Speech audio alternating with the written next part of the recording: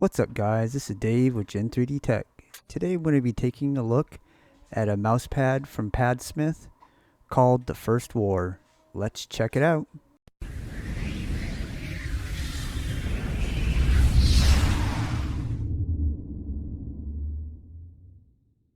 Alright, so we got the Padsmith The First War mouse pad. I've had this for a couple months now and I've been using it off and on, and finally going to do a review on it after I've definitely used it long enough to have a good opinion about it. And overall, just to start off, this is a really good mouse pad. It's just a matter of, if the price, and then whether or not you like the overall aesthetics of it, because it is, as you can see, it's a very bright pad, very colorful, a lot of orange and red in there. So that may not work for everyone's setup, but I definitely find it way more appealing than just a black boring pad. So I love seeing pads like this. Um, I would like to see some other options with this same material, because um, that's where this pad really shines. It's a very fast pad with really good control, and the quality on it is really good. It does have a standard rubber base, and the stitching on it is, while not quite artisan level, it's very close.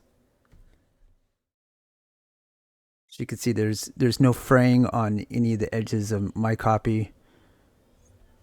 Nice texture on the bottom. Doesn't move at all on the surface of my desk, which is a pretty slippery surface. So in game, it doesn't move at all. It does have a bit of a coarse texture to it, but it's a very light coarse texture. So it's not like rough sandpaper. It's just like really fine. On my skin, it feels okay. It doesn't like chafe it like some of the pads that I have do. Unless you have really, really sensitive skin, I don't think you'll find the texture of this pad to be unpleasant. It is actually very soft if you squish in it. It's got a lot of give, and you can kind of push down and get a little bit more control that way. I would definitely consider this a faster pad. It's one of the faster pads I have, and so it's really good for Twitch games like Apex, but it still maintains enough control that I think this is a good overall pad.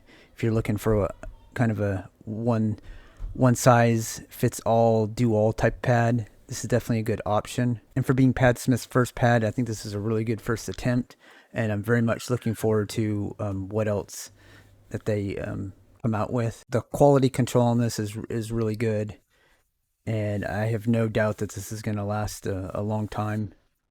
It is a cloth pad, and it doesn't feel like there's any coating on it. There's no fraying on the edges. It laid flat out of the box. It's a solid pad. The edges don't really stop your mouse really.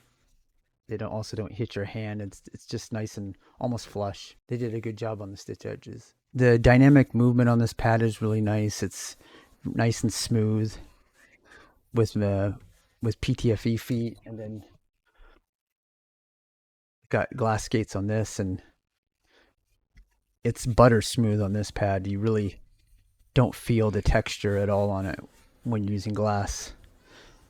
Yet I do find that I still can control glass skates on this pad. The X and Y axis feel pretty much the same to me. It's very consistent all throughout the pad. I don't feel any inconsistencies in the material anywhere. And as far as how it holds up to humidity, as I've explained before, I don't have sweaty hands. And my house is AC controlled, so it doesn't get really hot and humid in here. I'll go ahead and drop a little bit of water.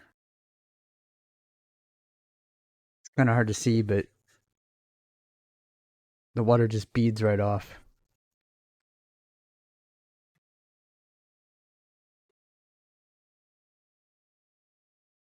And the surface, when it's wet, feels pretty much the same, even on glass skates. It does absorb a little bit, but it's not terrible. I would say that this will hold up fairly well in a humid environment, but it's not completely water resistant. It does have some though. Anyways, the pad I think is on sale for $40 right now. So I mean, when you add the price of the shipping, if I remember right, it was over $50 shipped. So you're getting close to artisan level. And like I said, the quality is near artisan level. You know, for another $10, you can get an artisan pad. But like I said, the main advantage is this actually has something on it, so it's just not a boring solid color pad. So I do recommend this pad. I find it has a very interesting feel to it. It's fast yet controlled, has a great look to it, if that fits in your style. So yeah, I think it's a good buy. I definitely recommend this pad, and you should check it out if you're looking for this type of pad. If this is your aesthetic, and it'll fit your setup. So overall, I think this is kind of a unique, interesting pad that I think you might quite enjoy if you give it a chance. In conclusion, I think this is a really nice looking, good performing speed pad that still maintains good control with good quality.